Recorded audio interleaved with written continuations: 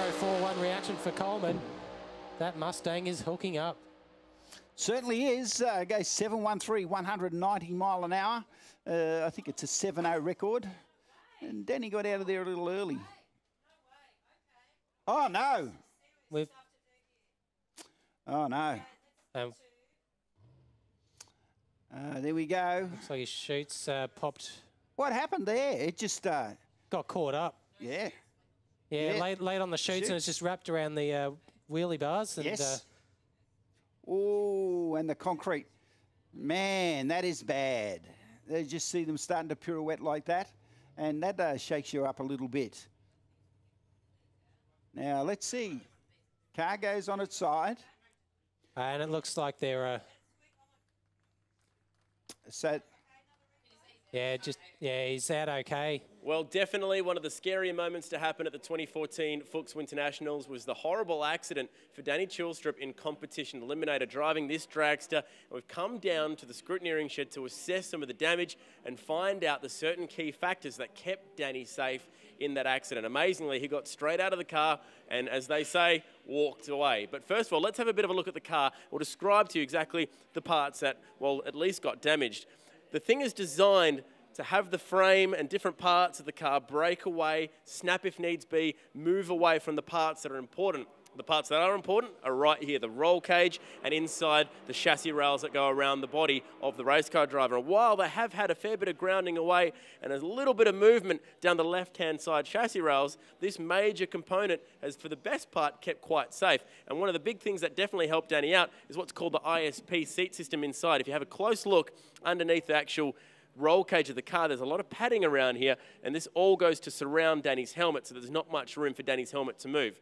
Speaking of Danny's helmet, well, how did that get out of the accident? Here it is right here, sitting on the right rear tyre, and it's looking exceptional. Not a single scratch from that accident. The visor perfectly intact because that ISP system did such a good job. He doesn't have a Hans device. He has something very similar, and it kind of just goes like that on the back of the helmet. These tethers work to just hold the helmet in place to make sure that Danny's neck doesn't get thrown forward in the case of a heavy accident, much like that. So this definitely did its job yesterday in protecting his head, protecting his neck and shoulders, that part of the body.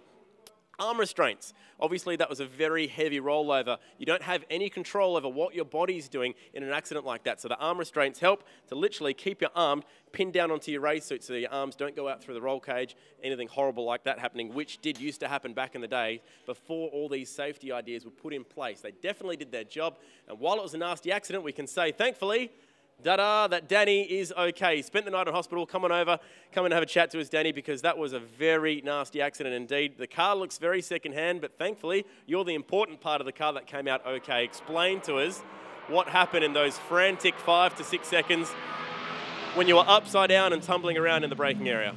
We'll shut down the car as normal, pull the chutes, shut the engine off and all the rest. And it started to drift a little bit to the side, so I started to try and correct it a bit. Then I felt it start to go over, so I pulled my hands away from the wheels and it just rolled, which I thought was down the centre of the track. But when I looked at the footage a bit later, it was a little bit more along the wall than the centre. I counted 3 rolls, but yeah, I was more watching where my arms and legs were as it was rolling to make sure nothing could get outside the car. Very confident that the safety gear was going to work. On the first roll, I sort of half thought that we'll see how good this ISP stuff actually cushions the hitting the ground, and it was just like lying on a pillow, just no roughness at all. And yeah, when it came to a halt, hopped out of the car because I could see the fuel tank was ruptured and turned the battery off, and just walked away, and the rescue crew turned up right there and then. It was all under control.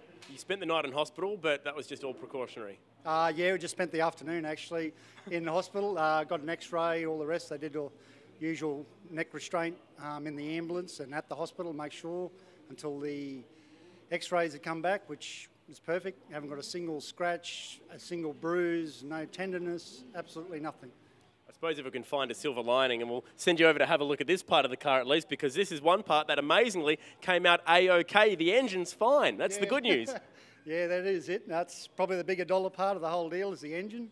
It's the car is replaceable. The person isn't. So, you know, we go home, we'll get some more steel and build a new car and come racing again as soon as we can.